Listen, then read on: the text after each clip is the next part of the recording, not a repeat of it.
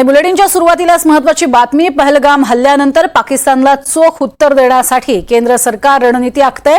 आज पंतप्रधान मोदी 4 महत्त्वाच्या बैठका घेत आहेत। पहलगाम मधील मोदी शहांच्या उपस्थितीत सीसीएसची एक महत्त्वाची बैठक सुरू आहे। मित्रपक्षांसोबत होणाऱ्या या बैठकीमध्ये महत्त्वाचे निर्णय घेतले जातील असं सांगितलं जात आहे। तर दुसरीकडे पंतप्रधानांच्या अध्यक्षतेखाली कॅबिनेट बैठक होईल। पहलगाम हल्ल्यानंतर दुसऱ्यांदा सीसीएसची ही बैठक होणार आहे।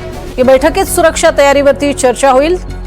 तर पंतप्रधान, संरक्षण मंत्री राजनाथ सिंह, गृहमंत्री अमित शहा, रस्ते वाहतूक मंत्री नितीन गडकरी यांच्यासह महत्त्वाचे नेते हजर राहणार आहेत। त्यानंतर मंत्रिमंडळाच्या आर्थिक व्यवहार समितीची बैठक पार पडेल। या बैठकांनंतर सल्लागार समितीची बैठक घेण्यात येईल।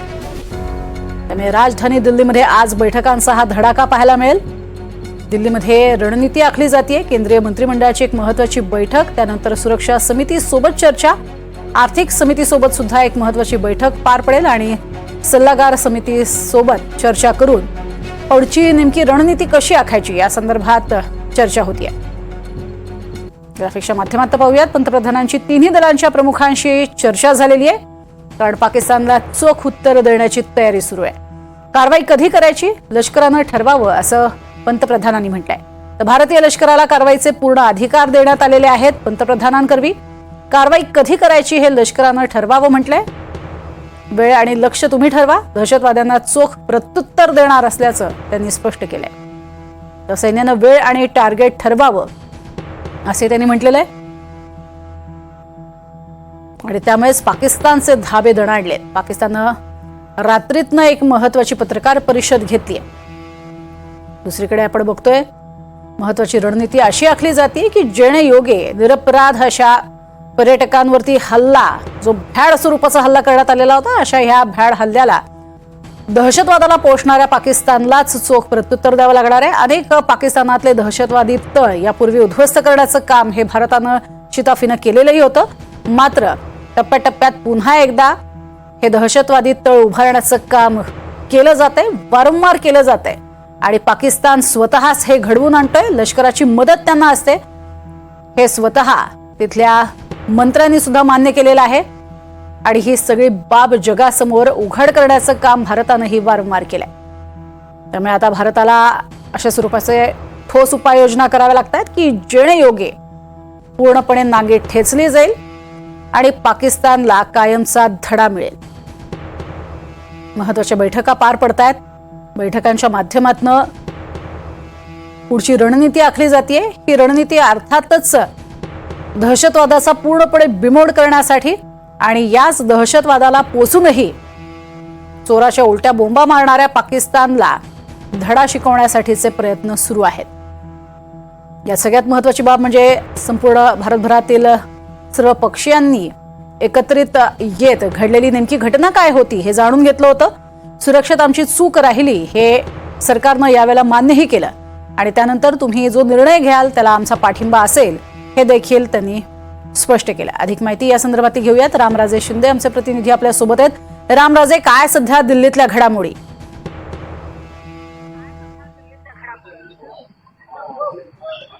बिलकुल, बैठक आतमध्ये अजूनही सुरू आहे। कारण 11 वाजता सर्वच महत्वाचे नेते आलेले आहेत, कॅबिनेट कमिटी ऑन सिक्युरिटीचे महत्वाचे नेते।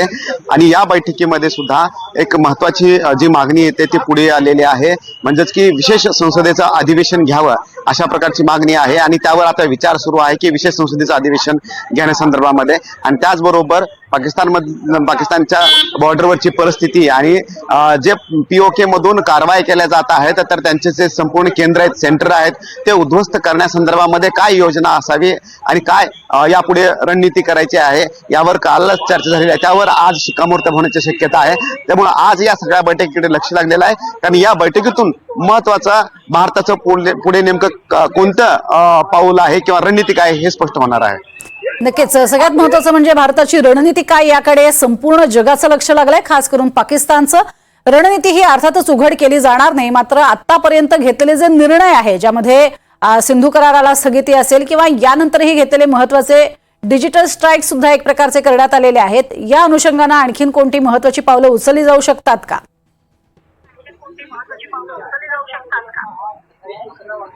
बिलकुल ट्रेड बंद करण्यात आलेला आहे, सर्व व्यवहार बंद झालेले आहेत आणि पाकिस्तानच्या नागरिकांना सुद्धा जायचं सांगितलेलं आहे. परंतु आता महत्वाचं आणखीन कोणतं मोठं पाऊल उचललं जाते का ते पाहावं लागणार आहे, कारण त्या अगोदरची सर्व प्रक्रिया जी आहे ती पूर्ण झालेली आहे. निर्बंध लावण्यात आलेले आहे. मेडिकल व्हिसा जो होता तो सुद्धा त्याची सुद्धा वेळ संपलेली आहे. त्यामुळे पाकिस्ताननी जे लोक इथं आले होते मेडिकल व्हिसावर त्यांना सुद्धा परत पाठवलेलं आहे.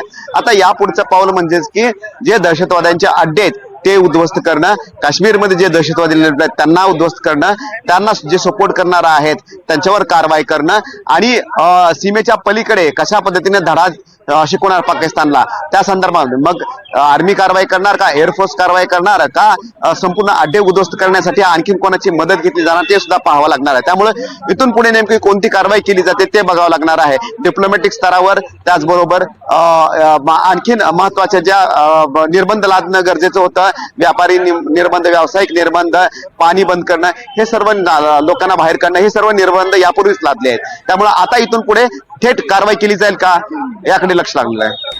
नक्कीच रामराजे, यापूर्वी सुद्धा आपण पाहिलेलं होतं की जे दहशतवादी अड्डे आहेत पाकिस्तानच्या भूमीवरचे ते उद्ध्वस्त करण्याचं काम भारतानं वारंवार केलेलं होतं. आता मात्र आणखीन महत्वाचं पाऊल उचलावं लागणार आहे, कारण शस्त्रसंधीचं वारंवार उल्लंघन केलं जाते. सलग 6वा दिवस आहे शस्त्रसंधीचं उल्लंघन करण्याचा. या संदर्भातही काहीतरी ठोस उपाययोजना होऊ शकतात का, याबद्दल काही माहिती मिळू शकते का?